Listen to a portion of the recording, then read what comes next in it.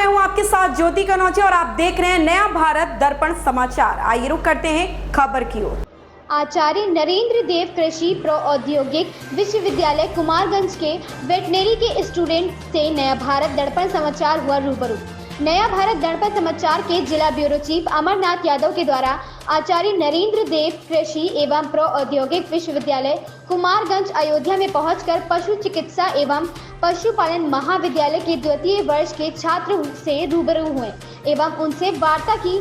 पशु चिकित्सा के क्षेत्र में क्या नए नए आयाम सम्मिलित हैं, साथ ही साथ उत्तर प्रदेश सरकार के द्वारा पशुपालन विभाग के माध्यम से कौन कौन सी नई स्कीम किसानों के लिए धरातल पर उतारा गया है, जिससे किसानों को लाभ मिल सके। इसी क्रम में विभिन्न छात्र छात्राओं के द्वारा वार्ता की एवं छात्राओं ने अपने विचार रखे। छात्रों ने बताया कि पशुपालन महाविद्यालय में प्रवेश लेकर अपने आप को देश की सेवा के लिए अर्पित करने का कहा। इस चर्चा के दौरान डॉक्टर आर.पी. दिवाकर, सहायक प्राध्यापक पशु सूक्ष्म जीव विज्ञान विभाग ने के द्वारा भी बच्चों को प्रोत्साहित किया गया। साथ ही साथ बढ़ चढ़कर पशुधन के क्षेत्र में कार्य करने को आह्वान किया गया। डॉक्टर दिवाकर ने सरकार द्वारा चलाई जा रही विभिन्न परियोजनाओं को क्रमबद्ध तरीके से बताया। वह आने वाले समय में पशुपालन का एक नया आयाम स्थापित करेगा एवं देश की जीडीपी में पशुधन का एक अपना अहम योगदान होगा, ऐसा उनके द्वारा बताया गया। Bureau chief Amarnath Yadav. अभी तक हम आपको बच्चों से रूबरू करवा रहे थे, अब आ गए हैं जो लगातार सोशल मीडिया और इनका एक चैनल भी है किसान करके, है ना सर, भारत का किसान।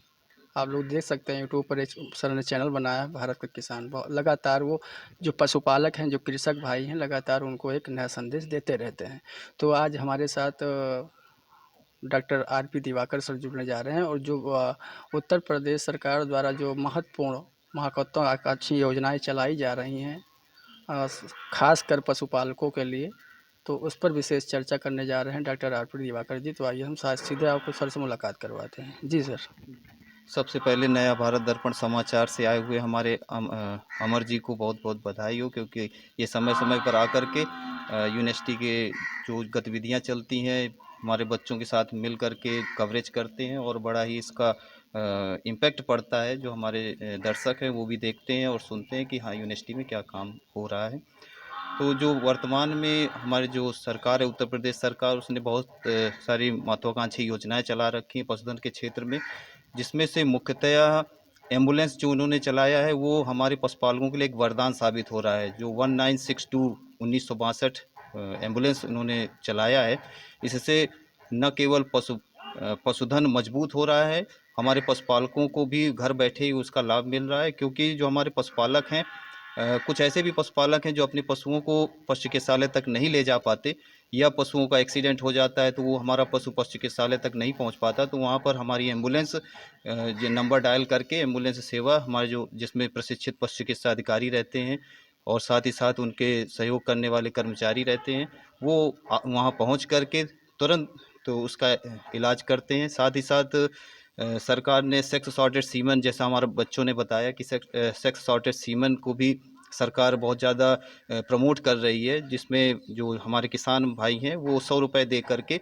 अपने पशुओं में अच्छे से अच्छा बीज डलवा सकते हैं। जिससे होता ये है कि बछिया ज़्यादा से ज़्यादा उत्पन्न होंगी और जो हमारे मेल हैं, जो नर है पशु हैं, वो कम संख्या में रहेंगे, जिससे हमारे जो अन्ना प्रथा है, जो छुट्टा जो हमारे पशु घूम रहे हैं और हमारी फसलों को नुकसान कर रहे हैं, वो धीरे धीरे ख़त्म हो जाएगा। साथ ही साथ जो सरकार कई सारी योजनाएं ला रही है और कुछ स्टार्टअप इंडिया के माध्यम से गौमूत्र पे काम हो रहा है। गौमूत्र से अभी रिसेंट में ही जानकारी मिली है कि गौमूत्र से हाइड्रोजन जो गैस है उसको निकाल करके बाइक और कार का ईंधन के रूप में इसको प्रयोग किया जा रहा है। साथ ही साथ जो ये क्या नाम मैम आपका?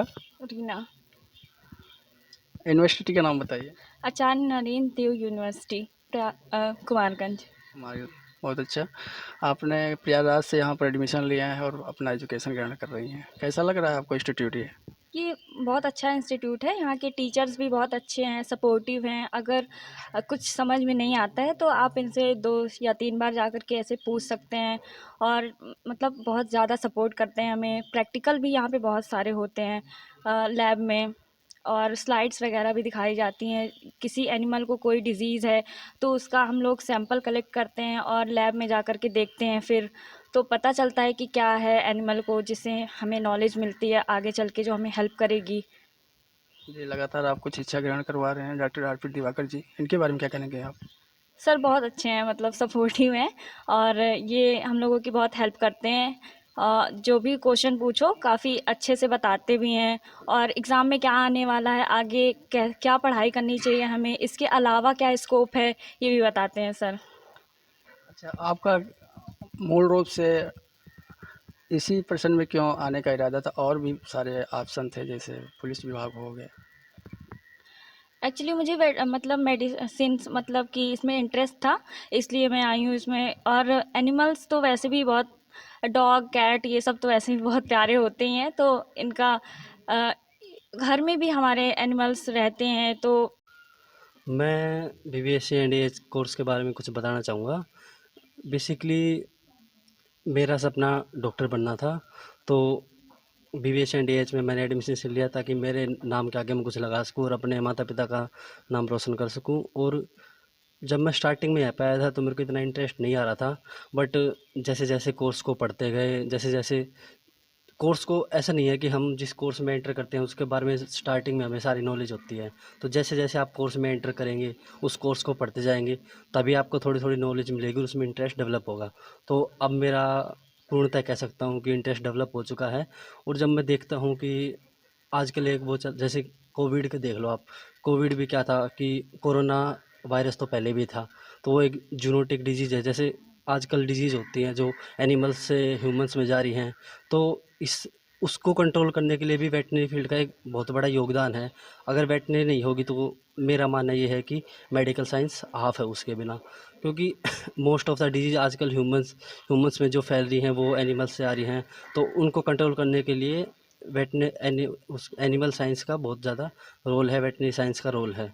और वेटनरी फील्ड में आप, ऐसा नहीं है कि आप एक लिमिटेड वो है, आपके पास एक लिमिटेड पाथ है। जैसे बहुत सारे डिपार्टमेंट है आपकी, आप किसी भी डिपार्टमेंट में जा सकते हैं। आप क्लिनिकल में जा सकते हैं, आप नॉन क्लिनिकल में जा सकते हैं, आप पैथोलॉजी से लैब खोल सकते हैं, आप रिसर्च में जा सकते हैं, आप साइंटिस्ट बन सकते हैं।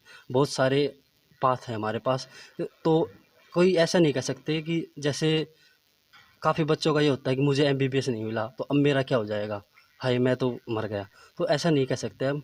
वेटनरी भी एक बहुत अच्छा स्कोप है, इमर्जिंग साइंस है। अभी लोगों को इसके बारे में इतनी नॉलेज नहीं है, बट मेरा ये मानना है कि आने वाले 10 से 15 साल में वेटनरी का बहुत असर। बीज डलवा सकते हैं, जिससे होता ये है कि बछिया ज़्यादा से ज़्यादा उत्पन्न होंगी, और जो हमारे मेल हैं, जो नर है पशु हैं, वो कम संख्या में रहेंगे, जिससे हमारे जो अन्ना प्रथा है, जो छुट्टा जो हमारे पशु घूम रहे हैं और हमारी फसलों को नुकसान कर रहे हैं, वो धीरे धीरे ख़त्म हो जाएगा। साथ ही साथ जो सरकार कई सारी योजनाएं ला रही है, और कुछ स्टार्टअप इंडिया के माध्यम से गौमूत्र पे काम हो रहा है। गौमूत्र से अभी रिसेंट में ही जानकारी मिली है कि गौमूत्र से हाइड्रोजन जो गैस है उसको निकाल करके बाइक और कार का ईंधन के रूप में इसको प्रयोग किया जा रहा है। साथ ही साथ ये जो आपका गोबर है, गोबर से बहुत सारे ऑर्गेनिक चीज़ें बनाई जा रही हैं, और सरकार की भी मंशा है कि हम ऑर्गेनिक खेती की तरफ धीरे धीरे परिवर्तित हों, और ज़्यादा से ज़्यादा लोगों को, क्योंकि अभी तक हमने इंसेक्टिसाइड यूज किया, बहुत ज़्यादा इंसेक्टिसाइड्स हो गया है, पेस्टिसाइड्स भी ज़्यादा यूज किया जा रहा है, जिससे आने वाले समय में हमारे जो भविष्य में जो हमारे बच्चे हैं, जो वर्तमान में जो बच्चे हैं, उनको कई सारी बीमारियां होने की संभावना बढ़ती जा रही है। इसलिए सरकार चाहती है कि हम धीरे धीरे इसको परिवर्तित करके ऑर्गेनिक की तरफ बढ़ें, ऑर्गेनिक खेती की तरफ बढ़ें। तो उसमें ऑर्गेनिक खेती की तरफ आप ऐसे नहीं बढ़ सकते, इसमें ज़रूरी है कि पशुधन को भी साथ में लेके चलना पड़ेगा, क्योंकि जितना भी उस जो गोबर है, गौमूत्र है, इससे ही हम ऑर्गेनिक खेती कर सकते हैं। तो पशुधन में पशुपालक जो आने वाला समय है पशुपालकों का बहुत ही अच्छा है, क्योंकि जो पशु है वो सभी प्रकार के लिए लाभदायक है। दूध भी देता है, और अगर वो उसका जान चली जाती है तो उसके बाद उसके जितने भी बाई प्रोडक्ट है जो निकलते हैं, चाहे वो हेयर हो, चाहे वो उसका खुर हो, वो स्किन है, वो किसी न किसी काम में आती है। तो जो हमारे एनिमल्स हैं, जो पशु हैं, वो निश्चित ही लाभकारी हैं। और हमारे जो किसान भाई हैं वो खेती के साथ साथ पशुपालन की ओर ज़्यादा अब ध्यान दे रहे हैं। सरकार भी बहुत सारी नई नई स्कीम ला रही है, नाबार्ड जैसे बड़ी संस्थाएं भी 90% तक छूट के साथ कई सारी स्कीमें लॉन्च किया है।